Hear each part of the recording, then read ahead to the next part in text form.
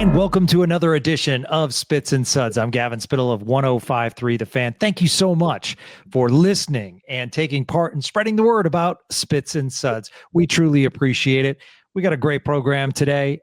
As always, the greatness of Sean Shapiro will join us and we'll talk Stars, big win last night in Vancouver, and we'll talk some NHL stuff as well. Thanks to the on-time experts. They make it happen. You guys hear me podcast after podcast talking about the on-time experts. So I figured I'd give you some other reviews. I personally have used the on-time experts. I give them 5 stars. So does Julia A. She says, today I had my furnace and AC system checked by Nick, one of the on-time experts technicians. Nick did a great job. He walked me through each step of the process. He explained everything he was doing to my system. He added some coolant, and it runs like a new unit. I recommend Nick any day. He's very knowledgeable about what he does. Keep up the work with Nick and the on-time experts. These are the kind, this is the kind of service that you're going to get from the on-time experts. If you're at the AAC during the period, you'll see that orange Zamboni going on the ice. In fact, someone tweeted out to me the other day. I was going to take a picture and send it to you. If you do, man, that would be absolutely awesome. Remember, same day service guaranteed. If you call them tomorrow, they're going to be at your house on a Saturday. You get that peace of mind. Your HVAC system is running at premium capacity. $59 first time special, tune up, cleaning. You're all set. So check them out. The On-Time Experts, theontimeexperts.com. Make sure you tell them Spits and Suds sent you. All right, big show today. The author of Shap Shots, that's his Substack. He also writes for D Magazine, EP Rinkside. The greatness of Sean Shapiro coming off a nice win by the Stars in Vancouver last night. Ugly at times, Sean, but you know what? 2 points is 2 points, right? I mean, that's kind of the way we can talk about the Stars season right now. Second place in the league is second place in the league, right? Like, it's right. Yes. I look at it this way.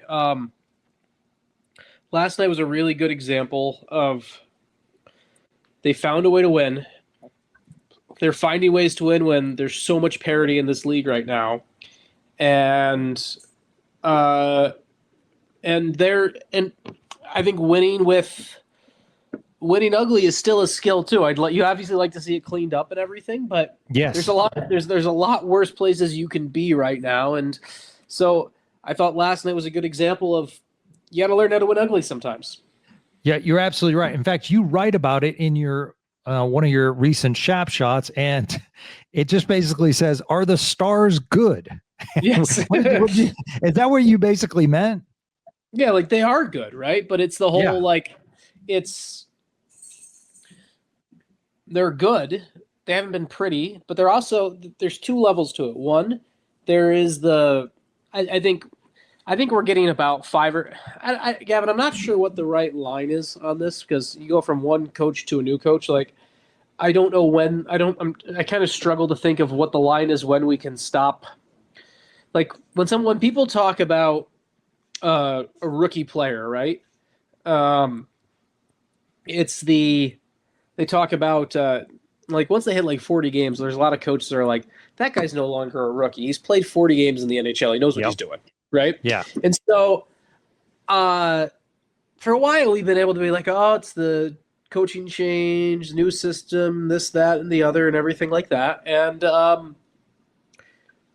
I think it still applies, but we're running out of runway on that one, right? Like right now, this is and I guess we also have it's impossible to talk about this team without the context of the injuries and how this is gone and that is gone and all of that. So it's all important. For me, the kind of moral of the story is they're dealing with some adversity, both self-imposed and external at the same time. And they've been handling it and the most important thing at the end of the day is that column in the win total. Definitely some things they got to clean up, but they are avoiding the problem some other teams are, where they are putting themselves behind the 8 ball that is going to make it impossible to catch up for some other teams. So yeah, absolutely. Hey, you and I in the preseason, I remember, or maybe it was at the beginning of the season, we had this conversation about, and we both agreed that Wyatt Johnston, Mikko Rantanen combo looked really good. And you hate to see it come to fruition because of injury to Roope Hintz, but at the same time, someone texted me this morning, one of our Spits and Suds listeners, Fuzzy, shout out to him, and he said, I can't do it without McKinnon, right? And I was like, yeah, I mean, that is what a lot of people said at one time about Mikko Rantanen. I did text back and I was like, well, a pretty good 1B, not McKinnon, but a pretty good 1B is Wyatt Johnston. Yeah. Well, he's not Wyatt's not Nathan McKinnon, but also Mikko Rantanen. Mikko Rantanen is, I think there's something to, I think people in the goal, the spinning backhand last night. Yeah. To me, there's something to the getting out of Colorado has kind of shown the rest of the league that he wasn't just the Robin to McKinnon's Batman. He can be the driver on this, and he is a top 10 player in the world and top 5 player in the world when he wants to be, depending on the night. So, to me, that's the Wyatt Johnston is such a great, I think they're a great 1-2 punch and everything like that. But for me, this whole season has been such a story of people realizing how good Mikko Rantanen really is. So, yeah, in fact, David Castillo and I did a show yesterday, and David actually brought up the question. And he goes, give me a bold prediction. I'll give you mine. He goes, I think Miro Heiskanen's going to win the Norris. And I said, wow, that is a bold. And obviously Miro playing at a terrific level right now. And he asked me mine. And I said, I did not say he'd win it, but I said, I think Mikko Rantanen will finish in the top 3 MVP voting. And I know that's a lot of players, but he could be in the mix, Sean, right? I think yours is a little bit more realistic than David's on this front. And with, because you look at the MVP race, right? And McKinnon and McDavid are right up there. They're leading the league in points again. I love the Celebrini and Bedard stories, and I love how they're doing. I love, and honestly, to me, Leo Carlsson is probably, it's going to be hard it's with Bedard, Celebrini, and Carlson, those 3 young guys. There's a little bit of the question of sustainability, right? Like, as they are they going to? I expect McKinnon, McDavid, Makar, and Rantanen to still be point per game guys and 1.5 point per game guys by the end of the season. I'm fascinated to see what happens with those other 3 young guys, because I think those guys will be that in their career. I just don't know if. Is this just an early surge and then there's going to be a little bit of an evening out, or are they there already? So that's going to be interesting. That the thing with the issue with the Norris stuff, and this is just not. Cale Makar already has a 8-point lead right now on any other defenseman when it comes to scoring. He's got he's plus 20. He's 5 better than anyone else in the NHL, and the guy who's second in plus minus is his defensive partner, Devon Toews. Yeah. So and he's averaging 25-31 per game. And so this isn't I struggle to see how Miro wins the Norris, because the Norris isn't determined. The Norris is it's a faulty award, because one of the first things that when people do when they go and vote and everything like that, and it's the general hockey writer populace, is they're going to go look at points. They're going to go look at plus minus.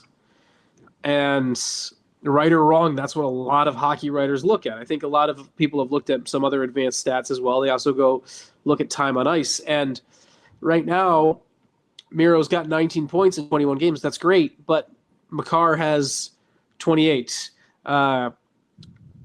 Josh Morrissey has 21. Miro's at a 0. He's a flatline 0 plus minus. Not a bad thing. You don't want to be negative. But Cale Makar is plus 20 right now. Wow. Right? Like, these are all things that are it's one of those spots where it's hard to see enough change in stock and everything like that over the next 62 games, where like Cale Makar may have already won the Norris after the first 20 games. And unless he it's just That's like he's playing at. I want to look this up. Like he's While you playing do at, that, I just continue to say, what a draft. Oh my God, yes. And I mean, I mean, even like everyone forgets about Nico Herscher in New Jersey. Yeah. He's had, a good career too. And obviously, Elias Pettersson, who we saw last night, Makar, Heiskanen. It's just, it goes on and on. I mean, you've got, so Makar is playing right now at 115-point pace as a defenseman.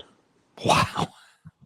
Like, to give you an idea, Gavin, that's amazing. That has been done 8 times in NHL history, and I bet you can guess that in those other 8 have been done by 2 guys. And I bet you could guess who those other 2 are to go 115 points or more in an NHL season as a defenseman. Bobby Orr. Yep. Okay, I'm drawing a blank, and I shouldn't on the second one. All-time great defenseman. Chelios wasn't, so it's not Chelios. Oh my goodness. I'm sorry. That's throw it at me. Paul Coffey. Oh, good one. Yes. Yeah. Yes. So, forgot about Edmonton. Like amongst defensemen just to give you an idea of how rare it is for a defenseman to be playing at a 100-point pace since the in the modern era, right? So like we had, I think I'm looking at this right now as we're talking. Like Al McInnes had 103 points in 1991, right? Erik Karlsson had his 101-point season with San Jose during the 22-23 season. That's no one else has touched 100 points between that and in about 25 years between a defenseman having that place. So when it comes to that Norris talk and everything like that, if Cale Makar is tracking for 100 points plus like he is, it's not a commentary on Miro. It's just a commentary on the state of the league. Of I don't see how anyone else gets it because of what Makar's doing. Yeah. All right, your goaltender, and I love getting your goaltender insight. Jake Oettinger, outstanding 40 minutes after that first period. I thought, the saves he was making were tremendous. We do have 2 straight games, and you've talked about there's not a lot of practice time. So once you're in the flow, it's tough to make adjustments. But 2 straight games in which teams have gone short side and beat Jake Oettinger. Did you notice that as well? I mean, the 2 goals were very similar too. Like they were almost carbon copies of each other. And it's an element that is worth acknowledging. I think last night's game is an interesting one for Jake because I actually came away impressed in the end. I thought he was very scrambly. I thought it wasn't his cleanest technical game, but when you don't have your A game, you have to find a way to win with your B game. And I thought Jake did, and I thought Jake did a really good job winning with his B game last night. I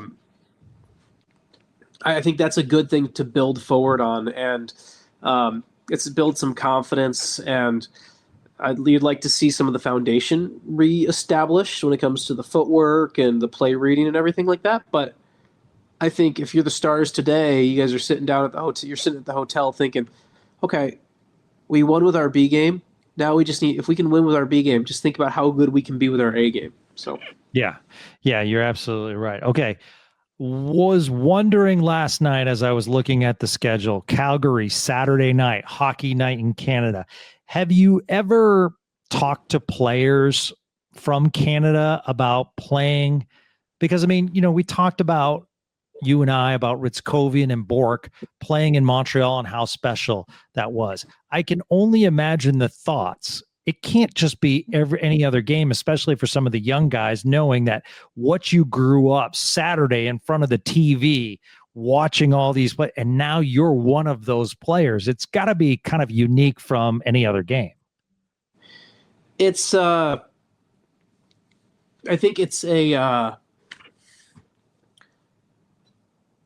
definitely holds a lot of value, and I think there's definitely something to it. I am fascinated, Gavin, by, so I'm I'm 36, right? And so there still are Mhm. players in this league around my age, and I think I'm fascinated by what this means for younger players, right? Because like I think for players who are in their 30s and everything like that, it does mean a lot. And I've talked to Yeah. guys about that, and it always holds that value and everything like that. And I know, I don't know what the value holds for some of the younger generation of players that are taking over this league. It's a great question, actually, Gavin, because I'd be curious to pick the Wyatt Johnston's brain on this and stuff like that. Some of the younger guys, what it means. It's just like in like the football world, right, Gavin, where it used to be, right, like the Monday Night Football. I think they've done a better job kind of turning it into a bigger game than it was. But like for a while, like I remember growing up and the Monday Night Football game was a big deal, right? Yep. And Yeah, then absolutely. and then now, and maybe what about you're probably a better expert on me than this, but probably what about 10, 15 years ago, it felt like the Sunday night game became the big deal, right? Absolutely. Yes. And so like I think it's kind of like that where it's in hockey. It's not like another game night has taken over from it or anything like that. But I do think there is. It's both a good and bad reflection of how easy it is to access games. I think part of that before the Hockey Night in Canada national TV game, that's the game you could watch. And now everyone can watch any game, and that's great. And I want the league to be more accessible, but I think it's kind of some of those tentpole events, to use one of the league's terms. It kind of loses its natural gathering spot as a monoculture moment, I think. So it's a really interesting question, and you've given me some homework because I'd love to talk to some younger players about it, of what games, and just like if you ask a younger player about playing for or against an original six team, unless they're reading the press clippings, they really have no idea what that means or care. So got it. Yeah, no, that's very fair. I remember I asked Marty Turco about wearing the Hockey Night towel, and he said it certainly is special. Oh, and that's it. And Marty is, that's the generation that definitely and even but I'm thinking of today's player. It would be like I talked to Matthew Schaefer about a couple of things yesterday, right? And what an impressive player, by the way. He's so fun to watch. But we're talking about a kid who was 17 until early September. His like for him, his life wasn't defined by Hockey Night in Canada, and so I'd be fascinated with if the Islanders get Hockey Night playing a Saturday night game in Toronto. Does that mean more to him? I don't know. It's one of those questions I'd love to ask some younger guys. So, Robert and I were talking, and I use this name. Schaefer, I think, came into the league maybe a little bit younger than PK Subban, but he's got a lot of Subban in him as far as like his skill set and what a personality. I'm sure you realized that yesterday. I mean, the kid he's a great talker. And you go through the Stars organization. I'm excited for Trey Taylor because when we went to that prospects, Trey Taylor is a good talker as well. So it's fun to be around. You can just tell he loves the game. He loves chirping. I am just such a Matthew. I was telling Stars fans like Matthew Schaefer, it's worth the price of admission. Did you see that that link I embedded to in my piece today over at my place, where a year ago I was at I was in London, Ontario for the CHL USA Challenge, and we were talking to all the kids, the players there, and Matthew Schaefer's amongst them. And we were doing like gathering some social media stuff because it was the 25th anniversary for Elite Prospects, and we're getting players to just like do like just to send back to our social media manager to put together the video of like happy birthday Elite Prospects. And in that video, Matthew Schaefer and Malcolm Spence, who played with me at Erie and is now playing at Michigan, on their own accord went and decided to actually sing happy birthday. And it's in that video, and people should go, well, I embedded the post with it over there. It's just to give you an idea of who that kid is. And he also gets it, right? Like he's got the personality. He also, I think there's something about, you mentioned PK Subban. I think when it comes to PK Subban, for example, there was an element of PK Subban's, like you can have the personality, you can be the trickster, you can be the jokester, you can be all of that stuff, but you also have to know the line of when and where to dial it in one way or the other. And I feel, I think Subban had more of that than people realize, but I also think it took Subban some years to learn in the league.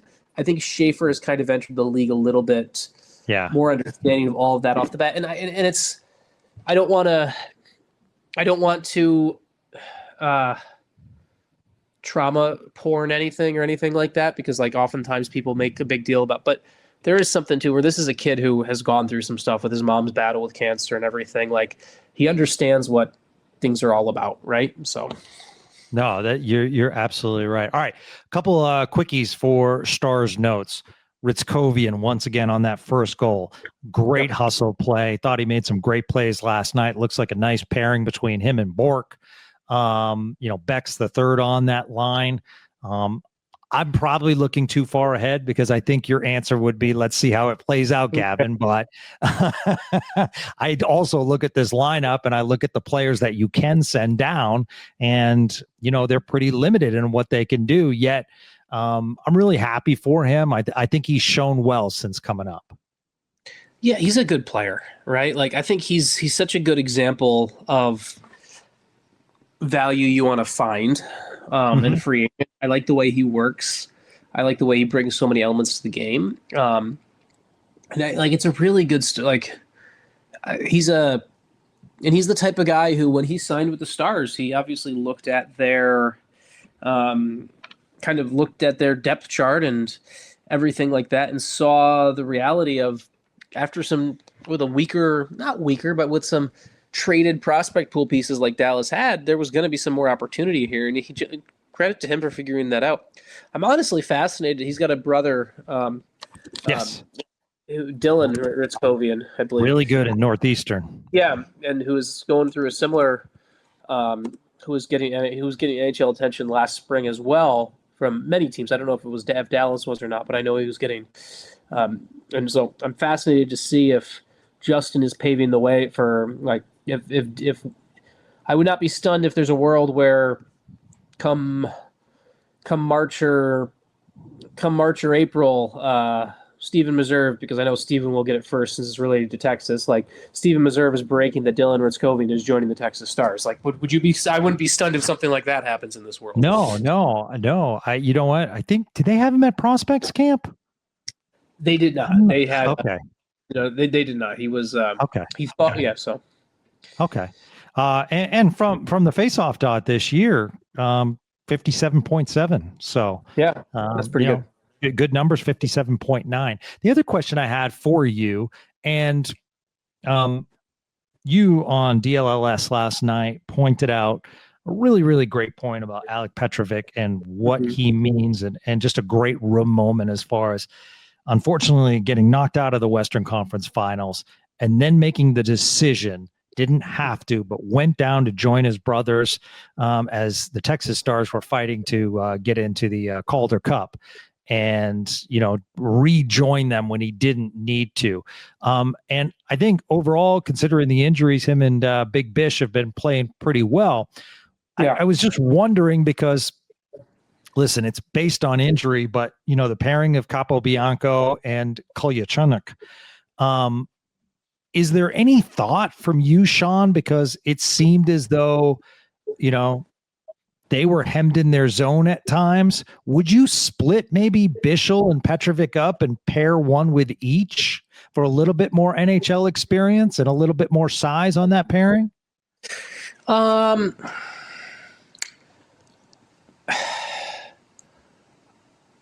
would in a playoff series, honestly. Okay. But I think it's fine for the regular season right now. I think I would in a playoff series. I think there's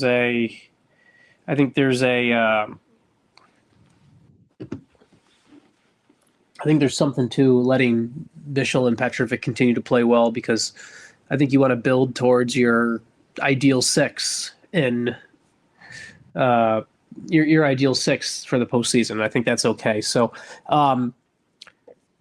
and it's not hurting them too much right now. And so we'll also see how long Lyubushkin's out too. That's the other thought of that process for me. So, if you have to do it tomorrow night and you're getting hemmed, do it. I don't think you rush it. I think I'm okay with rolling a top four like that, and maybe Kolchenyuk and Capobianco playing 10, 11 minutes and keeping it at that. So, and we have a developing situation that's going to be interesting. Kind of, will it affect the Olympics? We'll see. The Olympics are in, February, but the Winnipeg Jets announce just coming in, Connor Hellebuyck is going to be out 4 to 6 weeks. He's having knee surgery. And, I was talking to David about this. It is fascinating as far as the load management of these players. And I was listing all these teams that have more than 5 regulars out. And the list, I think, was about 8 or 9 teams. So Connor Hellebuyck going down, and that has implications as far as the Central Division. Comrie's a solid goaltender, but he's not the Hart or, Vezina Trophy winner.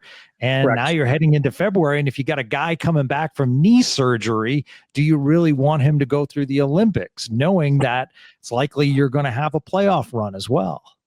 Well, I guess the question is, if you're USA Hockey, do you want him going through the Olympics? And if you're the Winnipeg Jets, do you want him going through the Olympics? Exactly. I think there's two different answers there, right? And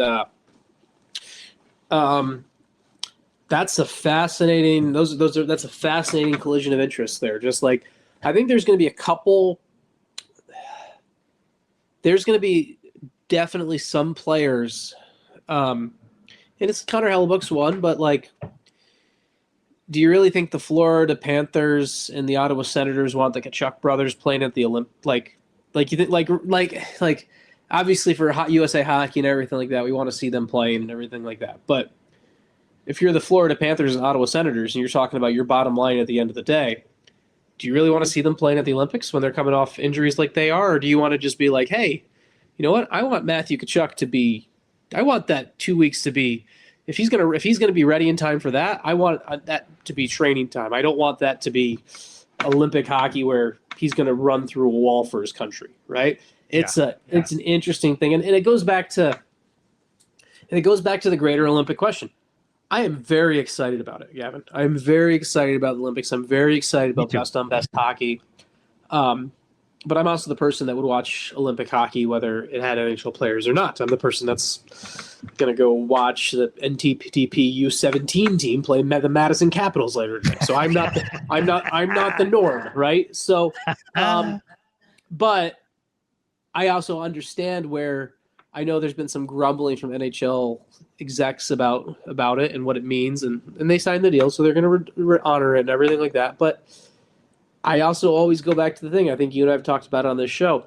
I think it's great. It's a great showcase. It's great best on best hockey. I still don't know how, for the NHL, how the Olympics actually makes their product better, right? Like, and I always go back to the spot of, I think it can be a flashpoint. It can be a teachable moment. It can be this or that or the other. But at the end of the day, I just always go back to the swimming spot, right? Like, if not everyone is watching swimming after what Michael Phelps did, why is all of a sudden having Connor Bedard play at the Olympics, just to use one of the biggest names in hockey right now? Right. Why is having Connor Bedard play at the Olympics going to turn everyone into a hockey fan?